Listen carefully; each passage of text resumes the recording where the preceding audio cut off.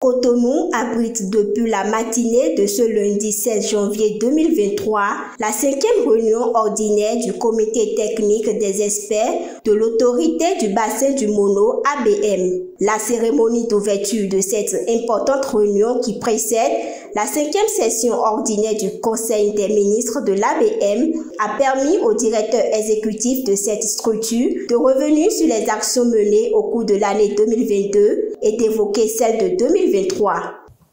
Comme vous allez vous en rendre compte pendant les travaux de cette réunion, la mise en œuvre tant des activités du PTAB 2022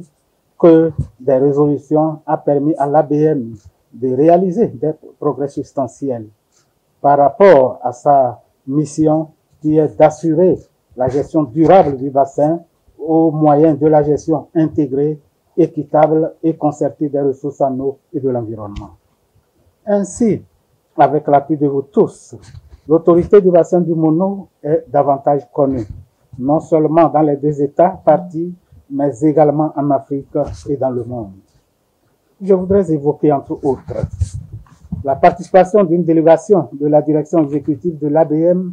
au 9e Forum mondial de l'eau du 21 au 27 mars 2022 à Dakar, au Sénégal. Et la consécration de l'autorité du bassin du Mono comme membre du réseau africain des organismes du bassin RAWOB, la représentation de l'ABM à diverses activités organisées à l'échelle continentale et sous-régionale par les partenaires, la visite également aux populations victimes des inondations au Togo et au Bénin, les activités programmées par la direction exécutive de l'ABM au titre de 2023, la poursuite du renforcement des capacités d'intervention de la direction exécutive de l'ABM,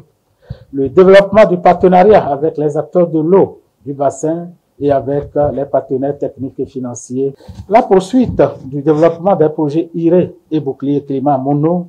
et la mise en place des cadres institutionnels d'exécution y afférents. Tout comme les autres ressources naturelles hydrauliques, le défi de la gestion de l'eau dans un contexte de changement climatique se pose avec acuité au niveau du fleuve Mono. C'est donc à juste titre que le point focal ABM a rappelé aux participants la nécessité d'œuvrer pour réduire les conséquences des changements climatiques au niveau des populations qui partagent ce fleuve. Au-delà du respect des conventions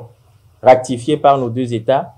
dans le cadre de la solidarité d'action, nos pays sont de plus en plus confrontés aux effets néfastes des changements climatiques, comme le prouve le cas d'espèce mentionné dans le rapport de l'état des lieux du bassin élaboré et validé par nos deux États en 2021. Ces effets néfastes et manifestations des changements climatiques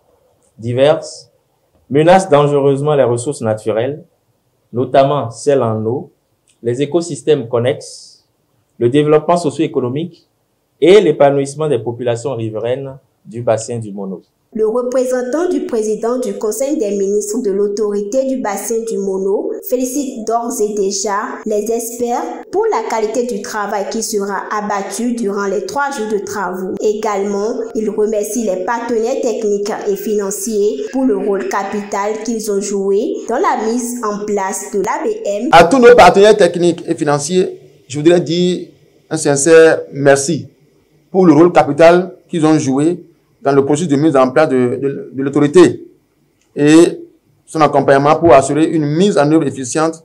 de cette importante initiative d'intégration régionale. Aucun acteur, aucune action ne sera de trop dans l'œuvre de viabilisation de notre bassin commun, le bassin du Mono. C'est pourquoi je voudrais solliciter davantage l'appui de nos partenaires techniques et financiers au fait de traduire davantage en actes physiques et plus concrets tous les efforts jusque-là consentis pour la création et le développement de notre institution commune. Retenons que c'est le Bénin qui abrite le siège de l'autorité du bassin du Mono et assure dans le même temps la présidence du Conseil des ministres.